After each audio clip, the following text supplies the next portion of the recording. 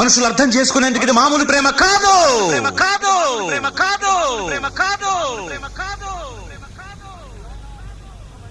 అగ్నిలాగా స్వచ్ఛమైనది.